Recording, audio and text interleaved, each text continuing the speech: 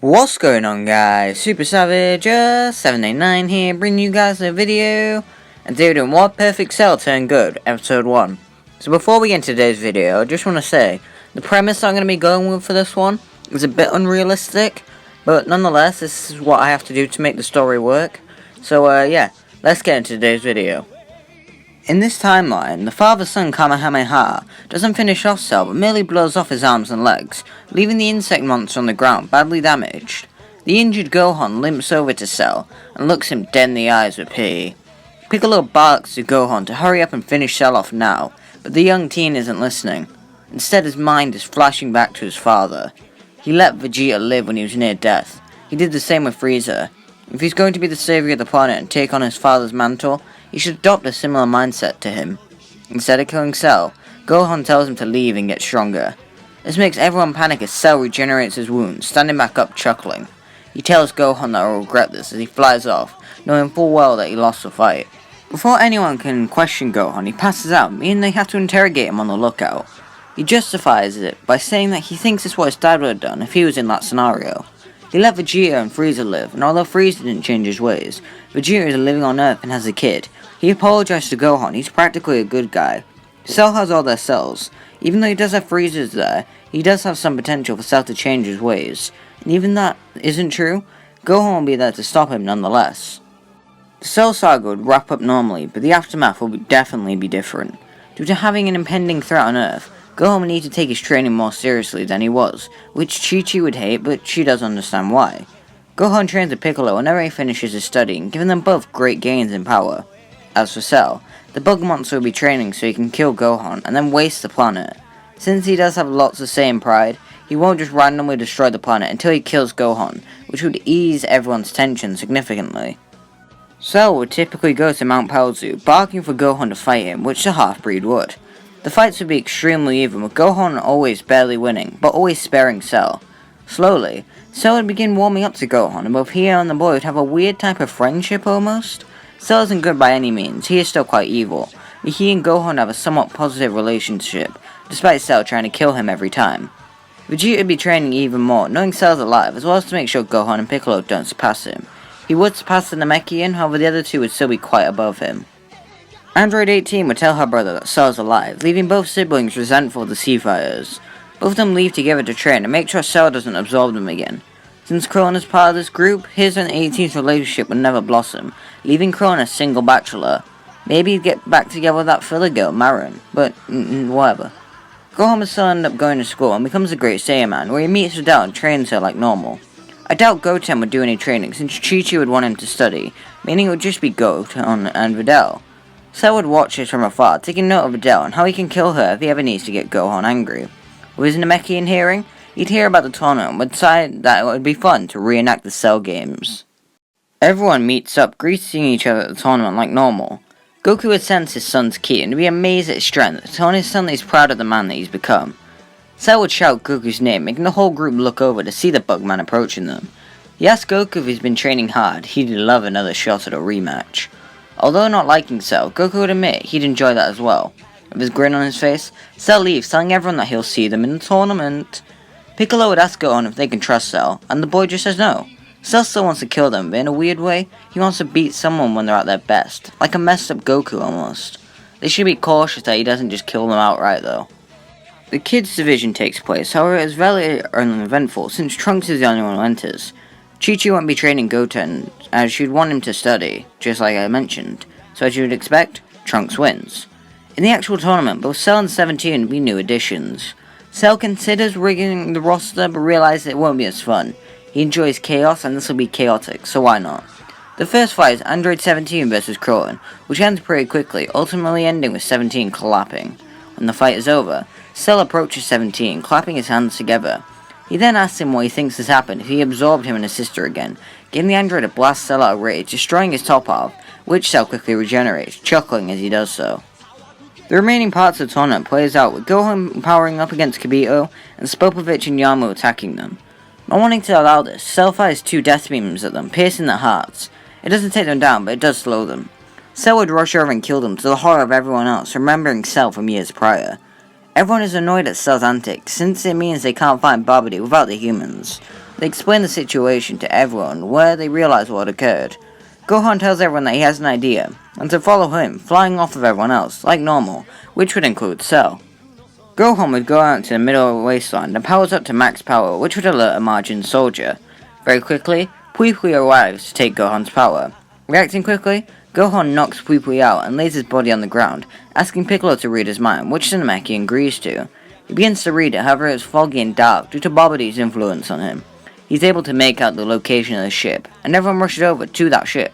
Not before they finish Pui Pui off, however. He's too dangerous to be left alive. God damn it, Pui Pui. When arriving at the ship, Deborah would spot them and flies at the group. He goes to kill Kibito, but is kicked down by Cell. Cell exclaims that Deborah feels so strong, he can feel his perfection firsthand. He hasn't had a chance to test his power out on someone other than Gohan, so this is exciting for him. Cell would begin to toy with Deborah, fighting him with a grin over his face, dodging sword slashes and stone spits as he tests out his perfect body. He lands a powerful Makan Kusapo on Deborah, piercing through his chest, leaving him on the ground badly damaged. However, since he's a Majin, it doesn't finish him off. Before Cell can do their deed though, Babidi teleports Deborah on the ship, and teleports himself inside as well. Everyone enters the ship where the typical fights occur, except for Vegeta vs Pui Pui for obvious reasons. When Gohan fights Deborah, he beats him easily, and kills him with a powerful Kamehameha that turns him to dust. In a last-ditch effort, Babidi begins to take over the minds of the most evil people in the room. Cell, Vegeta, and even Piccolo begin to clench their heads in pain, as Babidi begins to take them over. With their strong mental powers, both Cell and Piccolo are able to break free, leaving Vegeta the only one to be taken over. Everyone is teleported to a tournament arena, Vegeta shoots the stands, and Goku and Vegeta begin their fight like normal. Gohan, Piccolo, Cell, and the two Kai's all begin fighting off Fat Buu, doing quite well due to Gohan's immense strength, as well as Cell's. The Blob can barely keep up with all the attacks coming at him. He lets out a massive, angry explosion, shooting everyone flying, allowing Buu some room to fight. He gets so angry, in fact, that he spits out a second Buu to the shock and confusion of everyone. Both Boos begin to fight, with everyone watching and enjoying the battle. While they fight, Piccolo seizes the moment and kills Babidi. The skinny Buu ends up absorbing the fat Buu, becoming a Super Buu, grinning in a creepy way. That's a lot of Boos. Before anyone steps in, Cell barks that he's taking this one. He rushes at Super Buu, beginning to clash with him, using a plethora of techniques in his possession to try his best to destroy him. As they fight, Vegeta arrives on the scene, telling everyone else they need to leave. Gohan protests this, saying that together they can beat Buu, but Piccolo tells him that there's no point in protesting. The four all leave, rushing off to find the others, as Vegeta watches the fight. While they fly, Gohan mentions that he doesn't think any of them have a chance in beating Buu the way they are. They need something to beat him. Shin brings up the Z-Sword, telling Gohan that if he trains with it, maybe he'll have a chance. Gohan agrees and leaves with Shin and Kibito back to their planet. Back with Cell, he would be outmatched against Buu and can barely keep up. Getting bored of the pest, Buu uses a massive blast at Cell, causing him to scream in pain. When the smoke clears, there's nothing left of the bug monster. Majin Vegeta would then approach Buu and begin to fight him, getting demolished immediately, making him resort to the final explosion as fast as possible, which, like canon, proves futile.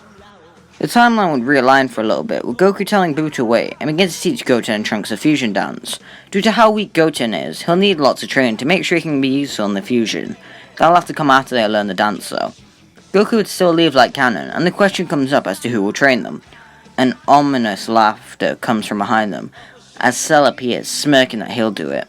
They question how he survived, and Cell explained.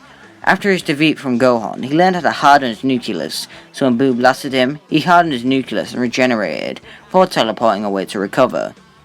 Naturally, Chi-Chi and Bulma refuse to allow this monster to train their kids. Cell brings up how he has all their cells, meaning he has numerous remedies for training them, plus he won't go easy on them like Piccolo or someone else might. And Cell doesn't need to eat or sleep, so if he takes them in the time chamber, it'll excel them leaps and bounds. Piccolo agrees with his logic despite everyone else disagreeing, and Cell enters the chamber with Goten and Trunks. He shouts to them to pay attention, which they would.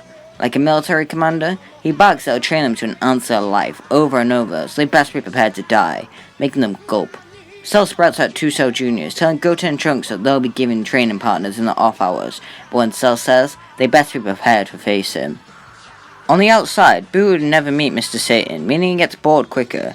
He'd go to a lookout requesting a strong fighter, and begin to do all his usual antics, like killing all the humans. Back on the inside, Goten and Trunks would get stronger much quicker. Goten would achieve Super Saiyan, and both boys would actually achieve Super Saiyan 2, through constant Zenkais and intense training. During a training session, Goten lands a blow into Cell's face, knocking him to the ground, but he begins quickly apologizing, which somewhat bugs Cell, who shouts at Goten to not drop his guard. As a training method, Cell throws Trunks really far in one direction, and throws Goten in another, and waits for him to return. Trunks would return after about a day, but Goten never would. This annoys Cell as he tells Trunks to wait by the chamber door, using instant transmission to find the crying brat sitting in the void. He asks him what he's doing, and Goten explains how he got lost, which annoys Cell, telling him to hurry up and get back, flying off. The whole thing serves as a sort of reenactment of Piccolo and Gohan, with Cell giving Goten small bits of food when he's about to starve, or making sure he survives the tough conditions like the freezing cold, or the infernos that are in there. It begins to make Cell warm up to the brat, and the evilness in his heart begins to slowly fade. It's not gone fully, but practically is gone. When Goten makes it back, he hugs Trunks in a nice bonding scene, making Cell smirk slightly to himself. Super Buu and Piccolo would enter the chamber, and Goten and Trunks fuse into Gotenks, with their power being much higher than it originally was. The fusion rushes at Buu and begins to beat him down, using Super Saiyan to overwhelm him. Before he can even use Super Saiyan 3, Buu would scream an opening in dimensions, and quickly flees. Luckily, the door was never destroyed, and they can all escape normally. When getting out, Gotenks powers up to Super Saiyan 3, putting an intense beatdown on the Dijin, using replicas of style moves they had picked up to beat down Buu. He goes to blast Buu, however he quickly absorbs him, angering Cell and Piccolo. Before Buu can kill them, Gohan arrives in his ultimate form. His power would be much higher than it was, due to his base being much higher than it was, putting Gohan at equal to what Buuhan would have been in canon. He begins to fight Buu, easily overpowering him. Cell barks to Gohan that he still has Goten and Trunks in there, so they need to get them out, which confuses Gohan. Something must have happened to Cell, and it makes him smirk. He can feel the change in his heart that he knew would occur. At that moment, Buu goes to absorb Gohan, seeing him off guard. Cell would use instant transmission to appear next to Gohan, and knocks him out of the way, getting him absorbed instead. He also places a barrier around himself, so he can go inside and save the boys. Buu expects to be much stronger than he was before Gotenks defuses in his body, actually leaving him even weaker.